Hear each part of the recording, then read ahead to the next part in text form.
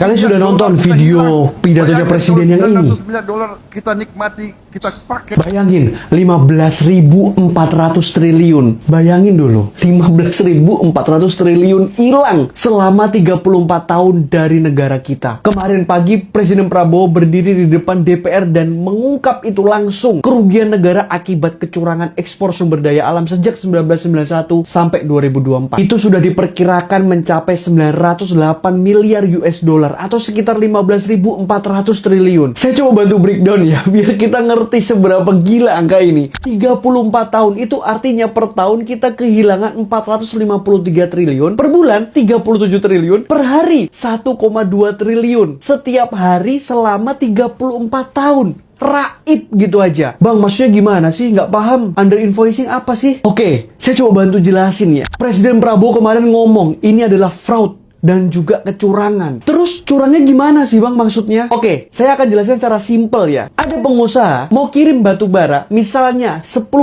ton, tapi yang dilaporin ke negara cuma 5.000 ton. Di sana di negara tujuan tercatat 10.000 ton karena mereka yang hitung waktu barangnya masuk. Selisihnya masuk kantong sendiri. Pajak yang harusnya dibayar ke negara tidak dibayar. Dan modusnya lebih canggih lagi. Mereka bikin perusahaan di luar negeri, lalu jual ke perusahaan mereka sendiri di sana dengan harga yang murah. Di luar negeri baru dijual dengan harga pasar yang sesungguhnya. Selisihnya stay di sana, nggak ada ke kita. Ini bukan salah tulis gitu, bukan. Ini memang disengaja, ini sistematis dan ini sudah 34 tahun. Terus komoditasnya apa aja? Ini 3 yang paling besar. Kelapa sawit, nilai ekspornya 23 miliar US dollar per tahunnya. Batu bara, 30 miliar per tahun. Nikel, 16 miliar US dollar per tahun. Total lebih 65 miliar US dollar per tahunnya. Dari 3 komoditas ini aja nih, belum yang lain-lain. Dan dalam beberapa kasus, selisih pelaporan ekspor bisa mencapai 50% dari harga sebenarnya. Udah gila, setengahnya. Dilaporin cuma setengahnya. Sisanya nggak tahu kemana. Oleh karena itu, kemarin Presiden Prabowo bilang akan ditindak tegas. Mulai September 2026, semua ekspor komoditas sumber daya alam strategis nggak bisa lagi dilakuin bebas gitu ya oleh swasta. Harus lewat satu pintu. Danantara dan juga BUMN yang nanti akan ditunjuk pemerintah sebagai eksportir tunggal. Simpelnya, kalau dulu pengusaha bisa lapor seenaknya dan nggak ada yang bisa ngecek, sekarang semua harus lewat satu tempat yang bisa dikontrol sama negara. Harganya diverifikasi berdasarkan harga pasar internasional. Jadi mereka kepanasan nih, nggak bisa main selisih lagi. Dan devisa hasil ekspor yang selama ini disimpan di luar negeri, sekarang wajib masuk ke sistem keuangan Indonesia. Dan jujur aja, saya saranin ya, kita sama-sama kencengin nih seatbelt ya,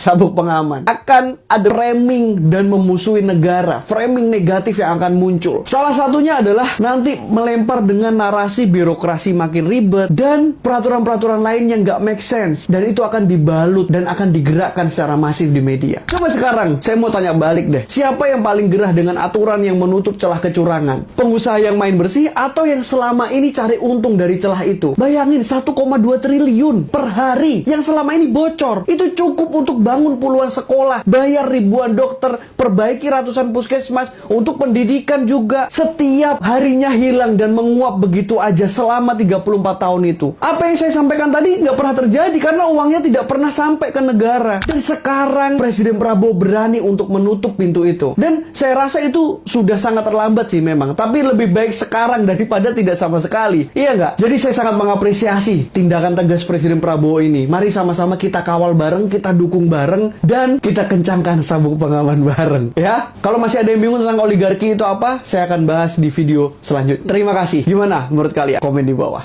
Thank you.